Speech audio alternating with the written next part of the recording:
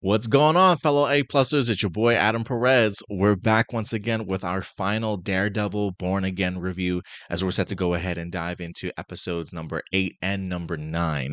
I didn't want to do an individual episode review for episode number 8 after watching it because the way that the penultimate episode ended, it felt like it was going to be a great sort of lead into the finale. And if I could be quite frank with you, rewatching episode number 8 last night before I even jumped into episode number 9 was super beneficial and a great sort of momentum swing for myself in regards to viewing it sort of as a two-parter instead of having to wait sort of an entire week to kind of just jump back into the other episodes. So I do think that the season finale for season 1 here works really well if you look at it in the sense of a two-parter. I think these are probably the two best episodes of the season.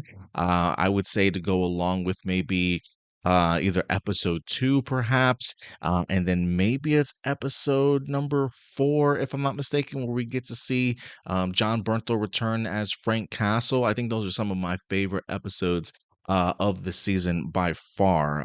But I'm talking in terms of like really coming together from a story point of view, a directing point of view, lighting, editing, action.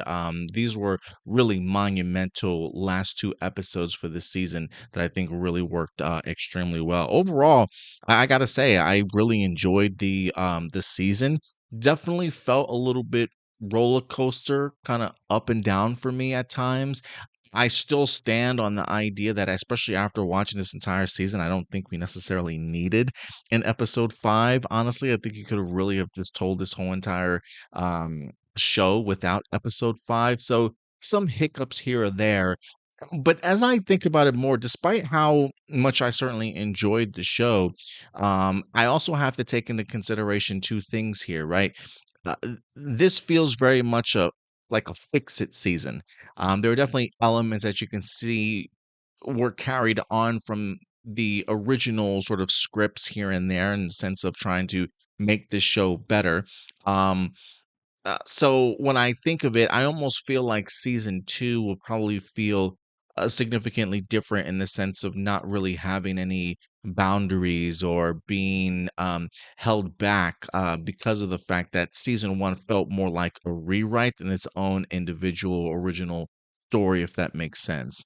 So it definitely felt that way at times. It felt like a little bit of a roller coaster ride from a narrative perspective and a storytelling kind of point of view, especially in this regards of like the usage of Muse and things like that, the weird episode 5 in here also, how some of the action and some of the pieces of episode 1 kind of came together, a little bit of amalgamation of everything. So not only that, but I think the idea that this 8 to 9 episode season sort of mentality here, I would assume we get like a 8 episode season 2.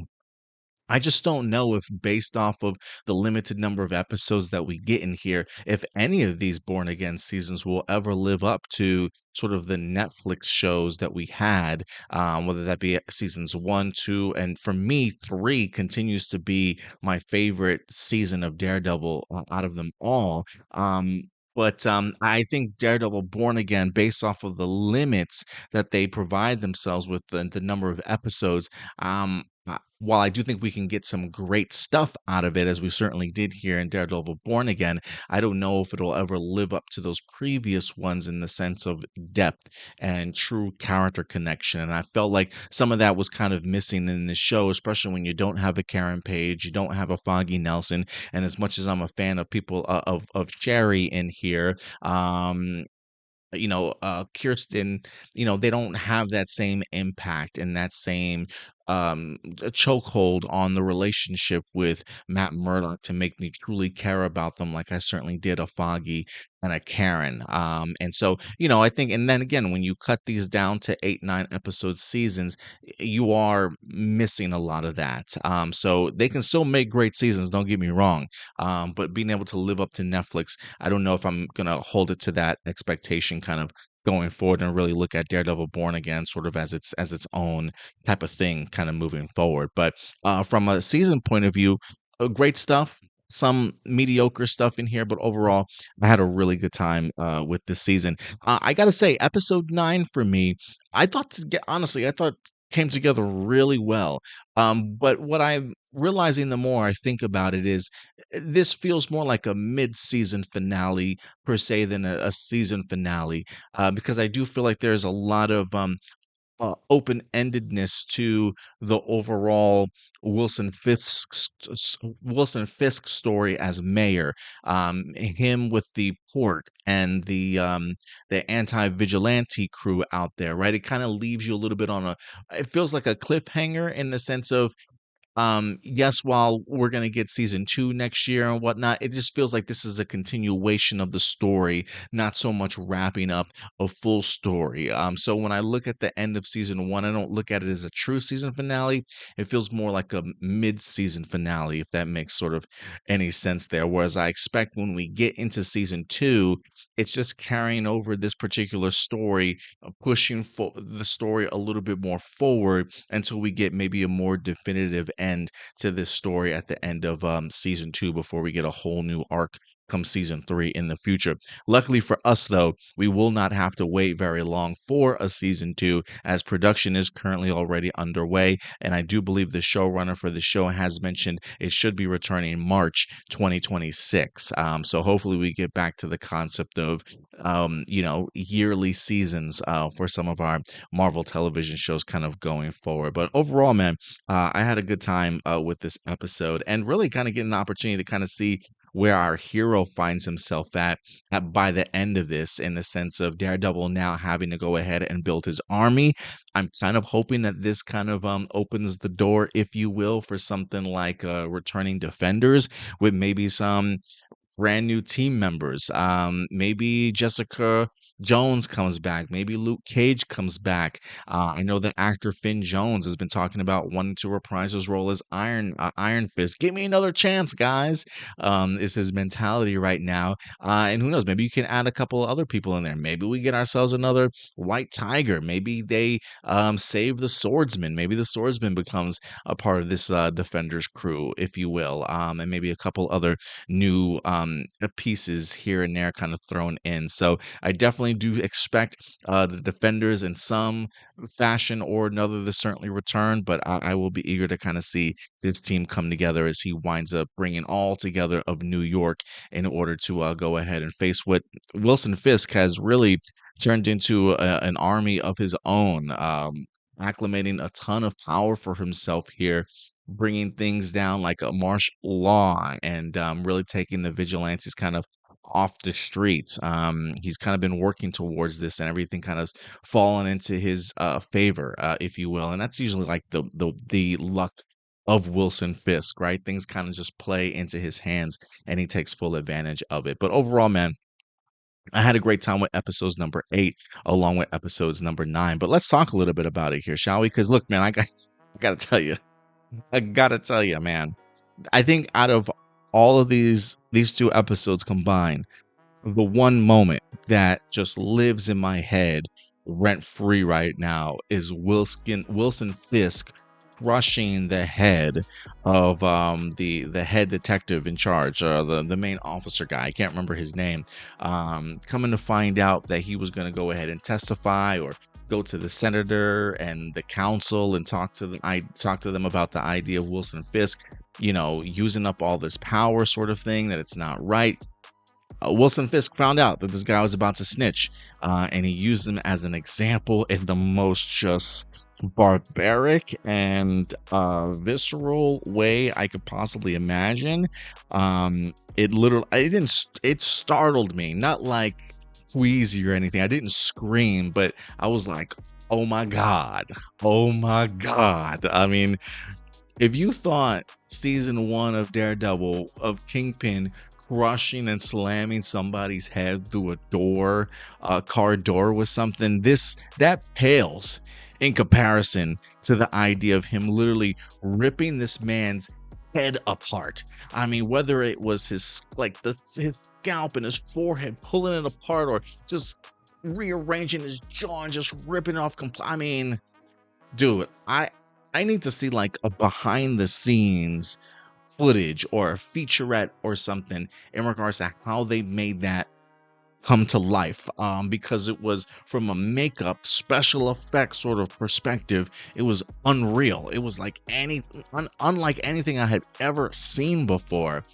I was here for it, man. I mean, the one thing I will say that Daredevil Born Again never lied about, if you were worried about Disney cheapening this at all, they definitely went out of their way to make sure that they surpassed even that of the Netflix series by leaps and bounds for sure. The action on point all throughout this particular show, the violence ratcheted up uh, all throughout this particular season.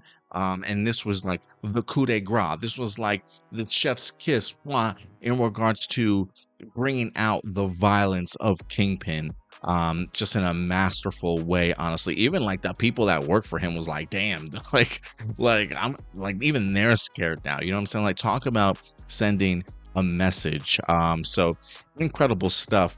And I just want to say too, I dig the concept of like him taking control of, like, he literally is like forming his own narrative in the sense of like giving himself this power, right? The Safer Streets initiative, the getting the power guy to shut off all the power in the United States, in New York City, to really kind of push the story of like vigilantes running amok. There was an attempt on my life. I mean, literally taking the attempt and using it to his advantage to kind of get the power that he now possesses, which sounds eerily familiar to me. But it is one of those things that when I see the outage, I see the riots, it reminds me of the riots. I can't, was it the 70s, maybe the 80s, that they had a New York riots because of the power outage and things like that. It might have been like late 70s, early 90s, if I'm not mistaken. That's really what it reminded me of. Not that I was born then, but I remember stories of the power outage in New York City around that time. So that's definitely what it reminded me of. So it was great to kind of see them harken back to history, in a real sense, but also added to the fictional elements here of Wilson Fisk coming to power. So I was a really big fan of that. I also will say I kind of appreciated seeing his story of the importance of the port coming together. It was something that was an issue sort of all season long, whether that be the drug deals or Vanessa and the Kingpin's business doing deals there. The idea of him wanting to reestablish the port and build it up, and regardless of what paperwork needed to do, him really determined to kind of push his way to make this project an actual thing. And then when he talks about to Vanessa about the idea of thank you for sticking with me, this is just going to take our business to the next level. And then come to find out in the last episode as to why, because of the idea that it's like it doesn't necessarily belong to anybody. It's truly a free port that he can kind of get away with anything. I just thought the way that they built up the importance of the port all season long was absolute brilliance, to really make Wilson Fisk's plan kind of all come together finally for the season finale. And you realize just not only does he have the ports under his control, but he's also using it as a place like a detention center for vigilantes or anybody that certainly opposes him. So a lot of things coming together in a brief, very short amount of time, and the brilliance of Wilson Fisk to take a small situation, not a small situation, but a small opening in the sense of the assassination attempt on his life, to then garner that power and put himself in that position. Just absolutely brilliant, and just shows that Wilson Fisk has not missed a step at all. But one of the things also kind of going back to Fisk, and this kind of goes into a little bit of Matt Murdock's story in here too. I love the duality of relationships between Wilson and Vanessa compared to Matt and Heather, right? We start both of these relationships at completely different points at the beginning of this season. Wilson and Vanessa clearly at odds end because of Adam going through therapy sessions. Heather and Matt just in love with each other. Nothing could go wrong, magically meeting up in the sense of being put together by Kirsten and everything just falling in line with each other. And as we get further and further and further into this season, you quickly see how much they swap places in the sense of Vanessa and Wilson now being on the same page. Vanessa going so far as to kill Adam in front of her in the sense of one, I would question, does she truly love Wilson or is she with Wilson because of the fact of the advantages in life that it gives her? Maybe there is some sense of fear there and the idea of giving up the power and the position and the wealth that she's in because she loves another man in the sense of Adam. I don't know if she's willing to certainly give all that up. You know what I mean? So her decision was a really interesting one and a great one for me. And I love how that scene was shot in the sense of Vanessa having a choice to save Adam, and the only thing that we see in episode 8 is the key. The camera, pans in on the key. So when you see her fumbling with whatever's on the table, the idea and the shock of it actually being a gun really surprised me. But I really love how that sequence was filmed when it comes to episode number 8.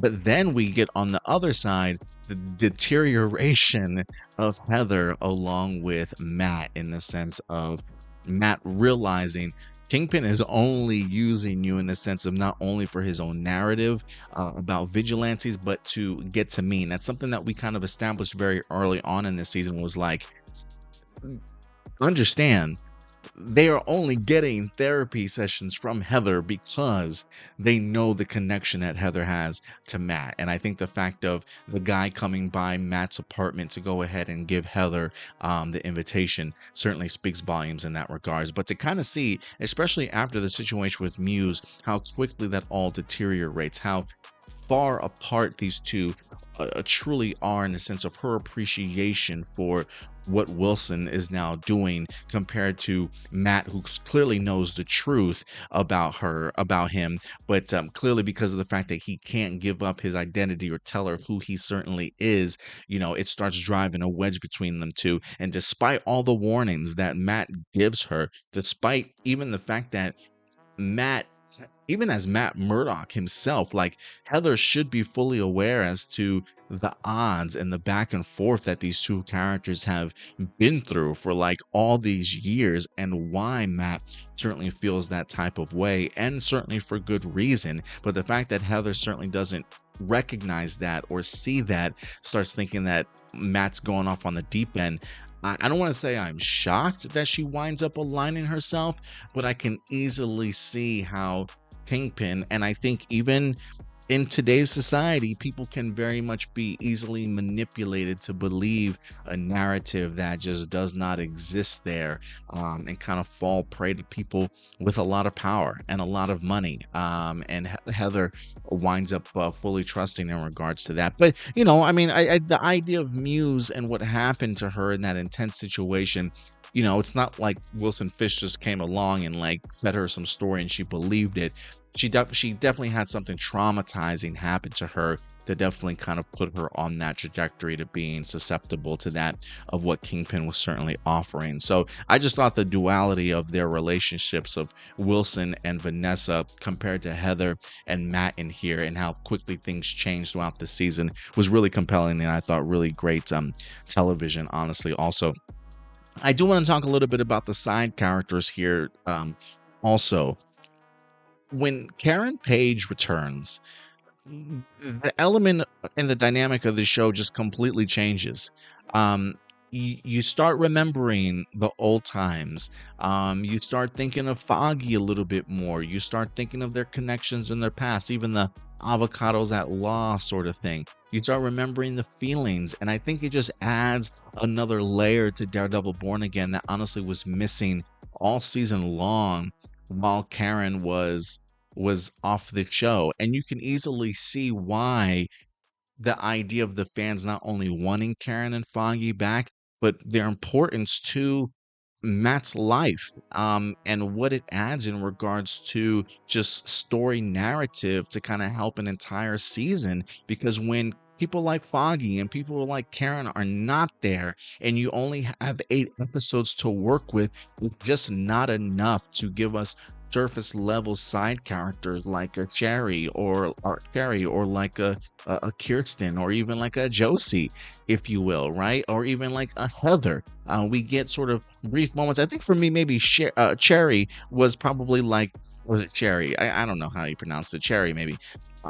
He was probably like the only side character that I enjoyed because he knew of Matt's secret and the fact that he was always the one trying to talk Matt sort of off the ledge. But outside of that, we don't really have those big integral side characters on Matt's side to kind of push his story a little bit forward. But when Karen pops up here in episode number 9, the dynamic of this show and this finale just completely changes for the better, if you ask me, in the sense of somebody that understands what Matt is dealing with, the conflict that he's dealing with, and being able to talk to him not only about Foggy, but really get into those personal deep feelings that nobody else can really connect with. So I think it goes to show the importance of having Foggy and a Karen around sort of all season long, and I think the fact that they weren't was probably a little bit of a detriment to